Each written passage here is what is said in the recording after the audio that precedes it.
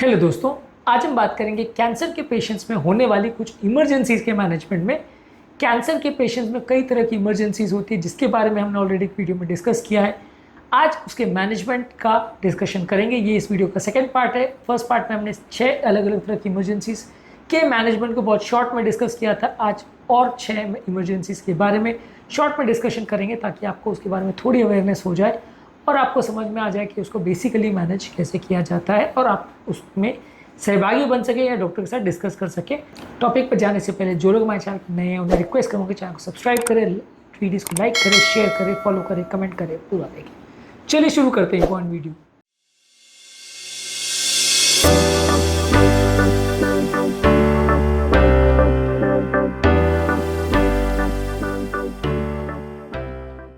अगला important complication है pulmonary embolism, जिसमें कई तरह के कैंसर्स में खून गाढ़ा होने की वजह से, क्लॉटिंग टेंडेंसी बढ़ने की वजह से हृदय से जो लंग्स में लड़ी जाती है उसमें खून का थक्का जम जाता है। इस तरह के पेशेंट को जैसे रूटीन पल्मोनरी एम्बोलिज्म को मैनेज करते हैं उसकी तरह से मैनेज करना है। इस तरह के पेशेंट को खून पतला करने वाली एंटी कोआगुलेंट दवाइयाँ और कई बार थ्रोम्बोलिटिक थेरेपी देते हैं जब बहुत बड़ा क्लॉट बर्डन हो। और अगर बार बार किसी व्यक्ति को अगर क्लॉट बन रहा है तो inferior vena cava filter, basically एक फिल्टर डिवाइस होता है, एक छाते जैसा, जो कि बड़ी नस में लगा दिया जाता है ताकि बार बार पाँव से क्लॉट निकल के लंग्स में ना जाए और व्यक्ति की जो हार्ट से लंग्स में नहीं जाती है उसको क्लॉट ना करे। पल्मोनरी एम्बोलिज्म के मैनेजमेंट पर हमने ऑलरेडी डिटेल वीडियोस में डिस्कशन किया है, उसका आप हमारे चैनल पर देख सकते हैं। अगला इंपॉर्टेंट कॉम्प्लिकेशन है बाउल ऑब्स्ट्रक्शन, यानी किसी भी आंत का रुकावट होना।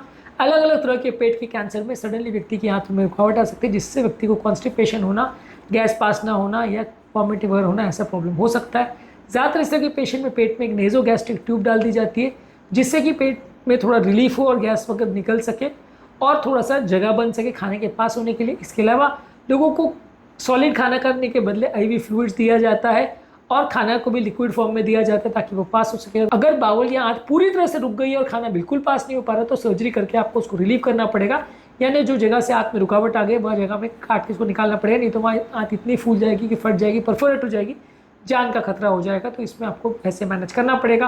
और यदि आप वहाँ सर्जरी नहीं करना चाहते हो तो वहाँ पे एक स्टेंट डाल सकते हो, एक जैसे हृदय की नली में स्टेंट डाला जाता है कोलेस्ट्रॉल को क्रश करने के लिए, तो वहाँ पे आंत में जहाँ पे ट्यूमर सेल्स वहाँ नली को दबा रहे हैं और अन्न का पास होना मुश्किल हो गया, वहाँ पे एक स्टेंट डाल देते हैं ताकि जब तक पेशेंट जिंदा है वो आंत खुली रहे और वहाँ पे जो खाने का फ्लो है वो मेंटेन रहे। तो ये स्टेंटिंग करके भी कई बार सर्जरी का माता बच्चे को बचाया जा सकता है, खासकर उन पेशेंट में जहाँ सर्जरी बहुत ज़्यादा हाई रिस्क है। अगला इंपॉर्टेंट मैनेजमेंट है मिर्गी का।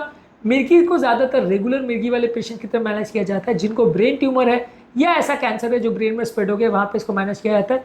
ज़्यादातर आपको पेशेंट के लिए जो एंटी एपिलेप्टिक मेडिसिन जैसे लेविट्रासिटाम, फेनिटोइन और वैल्पोट ये दवा देनी पड़ती है। ज़्यादातर इस तरह की पेशेंट को जो मिर्गी होती है वो ब्रेन में सूजन होने की वजह से या कैंसर के ब्रेन में स्प्रेड होने की वजह से होती है। तो कैंसर के स्प्रेड को कम करना है और कैंसर के बढ़ने को रोकने के लिए आपको रेडिएशन थेरेपी, कीमोथेरेपी देना पड़ेगा और पेशेंट की मॉनिटरिंग करना पड़ेगा ईईजी वगैरह करके या ब्रेन का एमआरआई स्कैन करके। पर पेशेंट का इस तरह के पेशेंट में एक बार अगर मिर्गी चालू हो जाती है और अगर कैंसर ब्रेन में स्प्रेड हो गया है तो ज़्यादातर पेशेंट को बाद में बचाना मुश्किल पड़ता है। ये एक डेंजरस कॉम्प्लिकेशन है। मैनेजमेंट इसका ज़्यादातर रेगुलर मिर्गी और दवाइयाँ भी जो रेगुलर मिर्गी में दी जाती है वैसे ही मैनेज किया जाता है। मिर्गी में कौन कौन सी दवाइयों का प्रयोग किया जाता है और उसके घर पे क्या मैनेजमेंट कर सकते हैं उस पर हमने ऑलरेडी डिटेल वीडियो किया है। इसके अलावा अगला इशू आता है सेप्टिक शॉक का, जिसमें बहुत ज़्यादा शरीर में ब्लड प्रेशर कम हो जाता है शरीर में इन्फेक्शन के फैलने की वजह से। ऐसे लोगों में आप इंट्रावीनस फ्लूइड्स पेशेंट को देते हो, बहुत ज़्यादा सलाइन देते हो ब्लड प्रेशर मेंटेन करने के लिए, ब्रॉड स्पेक्ट्रम कीटाणुनाशक दवाइयाँ देते हो।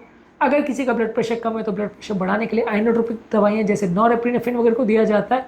और अगर इसमें मल्टी ऑर्गन फेलियर हो गया है तो वैसे पेशेंट को ऑर्गन स्टेबलाइजेशन करने के लिए कई बार वेंटिलेटर वगैरह की आवश्यकता भी पड़ती है, हॉस्पिटलाइजेशन की ज़रूरत पड़ती है। तो ये सारी चीज़ों को आप मैनेज करते हो जब किसी पेशेंट के ब्लड में बहुत ज़्यादा इन्फेक्शन हो जाए, उसकी वजह से ब्लड प्रेशर कम हो जाए। किसी किसी पेशेंट को कैंसर की वजह से किडनी फेलियर हो सकती है जो कि बहुत सारे कारणों से हो सकती है। इस तरह के पेशेंट को आप सलाइन देते हो ताकि बॉडी का डिहाइड्रेशन मेंटेन हो, पेशेंट का हाइड्रेशन मेंटेन करते हो। डायलिसिस से मैनेज करते हो, जब किडनी इम्पेयर्ड हो तो बॉडी के टॉक्सिन्स को निकालने के लिए आप डायलिसिस करते हो। जो भी बॉडी की इलेक्ट्रोलाइट्स खासकर पोटाशियम और एसिड कंटेंट जो है उसमें वेरिएशन होता है उसको आप मैनेज करते हो। और जो कारण से किडनी फेल हुई है, चाहे वो किडनी के लिए टॉक्सिक दवाइयों की वजह से हुआ हो या ट्यूमर लाइसिस सिंड्रोम की वजह से हुआ हो जिसमें सेल्स का बहुत जल्दी रैपिडली डिसइंटीग्रेशन या डिटोरेशन होने की वजह से किडनी में बहुत ज़्यादा टॉक्सिन चले जाते हैं, तो इसको आप मैनेज करोगे ताकि किडनी को प्रोटेक्ट किया जा सके और फर्दर फेलियर ना हो। अगर किडनी के कैंसर या ट्यूमर की वजह से फेलियर हुआ तो उसकी सर्जरी करनी पड़ेगी। इसके अलावा अगर किसी व्यक्ति को शुगर लेवल्स बहुत कम हो जाते हैं, ये ज़्यादातर इंसुलिनोमा वाले पेशेंट में मिलता है, जहाँ पे बॉडी में इंसुलिन प्रोड्यूसिंग ट्यूमर की वजह से बहुत ज़्यादा इंसुलिन बनता है, शुगर के लेवल बहुत कम हो जाते हैं। तो वैसे पेशेंट को इंट्रावीनस सलाइन में ग्लूकोज डाल के आप देते हो या डायरेक्टली ओरल ग्लूकोज देते हो शुगर को करेक्ट करने के लिए, और जो सर्जरी है जो ट्यूमर को निकालने के लिए आपको करनी है वो आपको मैनेज करना पड़ेगा ताकि पेशेंट को बार बार ये हाइपोग्लाइसीमिया ना हो। वही किसी व्यक्ति को हाइपोनाट्रीमिया यानी सोडियम लेवल्स कम हो गए, तो अगर बहुत ज़्यादा कम है तो सोडियम बढ़ाने वाली दवाइयाँ आप देते हो, फ्लूइड रिस्ट्रिक्शन करते हो। वही अगर बहुत सीवियर है और पेशेंट के लिए वजह से अनकॉन्शियस अगर हो रहा है तो वैसे पेशेंट में हाइपरटोनिक सलाइन और हॉस्पिटल मॉनिटरिंग और आईसीयू मॉनिटरिंग की जाती है जब तक पेशेंट का सोडियम लेवल्स नॉर्मल ना आ जाए। आज के टॉपिक में हमने बात करी कैंसर संबंधित कुछ इंपॉर्टेंट मेडिकल इमरजेंसीज की बेसिक मैनेजमेंट को हमने शॉर्ट में डिस्कस किया।